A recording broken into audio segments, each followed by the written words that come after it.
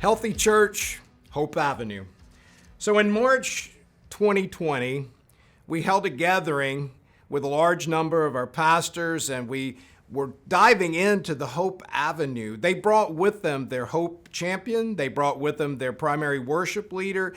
We had marvelous discussions. We had a lot of give and take, a lot of learning happened, and a lot of excitement was generated.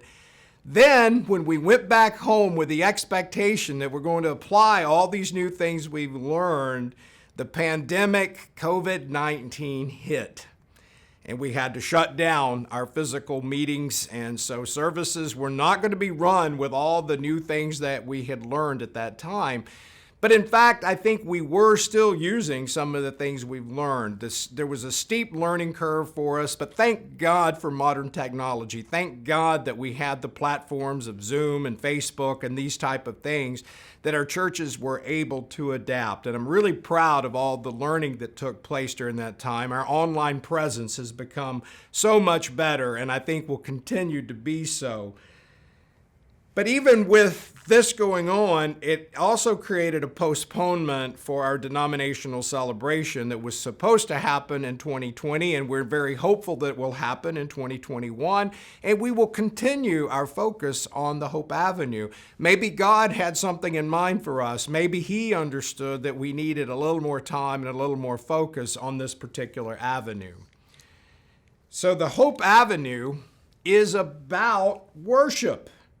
It's keeping in mind that when we gather, we actually join with Jesus, our primary worship leader, and we join even the worship that's taking place in heaven and has been going on for eternity. What a marvelous picture that is, that we actually join in with the host of angels at the throne room, praising, worship, and singing songs to our great God. How amazing is that? So it is about worship, and in the worship, the worship is looked at through what we call the 3 I's. In all of our avenues, you will notice that we try to keep this pretty clean to where we have words that match up so that you can remember what these are happening with. So the 3 I's: intentional preparation, inclusive gathering, and inspirational Sunday service.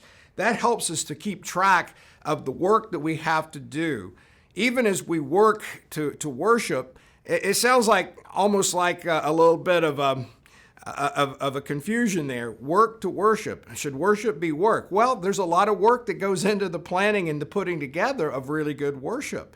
So it doesn't just happen. It does take a lot of intentionality, and that's where we are on the first I. The first I is the intentional preparation. This is the work that goes in ahead of time. Everything from the pastor preparing the sermon, the worship leader and the worship team, not just selecting songs to play, but thinking about the flow of worship. When would we do a scripture reading? What would we add? Will we do communion? Do we do it every week? When do we do it? Why do we do it? Thinking all of those things through and planning ahead of time. A lot goes into that. And it's not just with the ones who are up at the front on the stage. It also is what's happening from the parking lot to the fellowship hall and to the youth classes and everything in between. It takes intentionality. So there's a lot of work that goes ahead of time because the Sunday service doesn't just simply happen. And moving from intentional preparation is inclusive gathering. Inclusive gathering. Is the Sunday experience, is it welcoming and is it positive? Not just for the normal, regular members, but for anybody and everybody who attends, all age groups, all peoples, will they come and actually have an experience that is meaningful to them, but very inviting and very positive for them. It takes time to do this if we're going to make this happen. It's thinking of the details down to even thinking like if we have snacks at our coffee station, will we have gluten-free snacks? Do we think about these things? Do we go the extra mile in how we prepare to be inclusive? It takes energy, it takes thought, it takes preparation. The third I is the inspirational Sunday service. really the Hope Avenue is centered on the Sunday service, how we prepare through the week for that, and then how on Sunday when we come together, how that Sunday service actually is offered to the people who come to worship. An inspirational Sunday service will be centered in Jesus. Unequivocally, people are going to know that he is the center of what we're doing. They're going to know that he's the hero of our stories. They're going to know that he is the one being worshiped. It's not turning the spotlight back on us. It's pointing people to Jesus where they can find true help and hope. So again, the 3 I's summarize what we're doing in worship.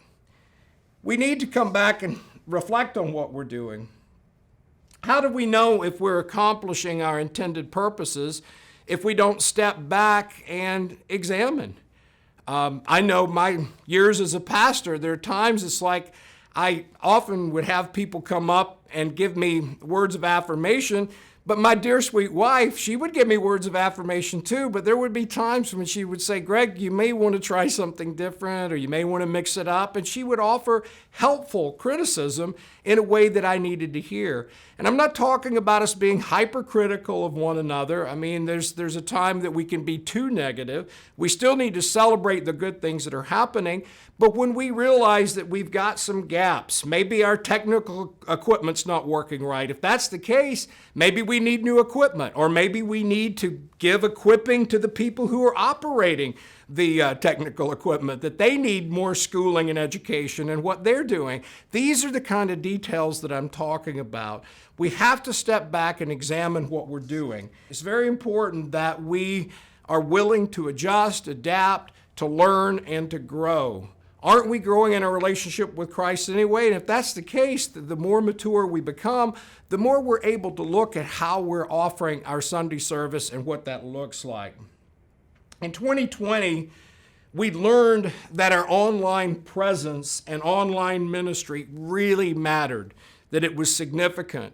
And there will be people who may never gather in our physical building for worship for the rest of their life, but are we going to continue to minister to them even once the church does regather? I sure hope so. I hope that we are making all the necessary adjustments we need to now to think about not just regathering to be a church that's meeting together physically, but also continue to serve those who are not going to be able to gather.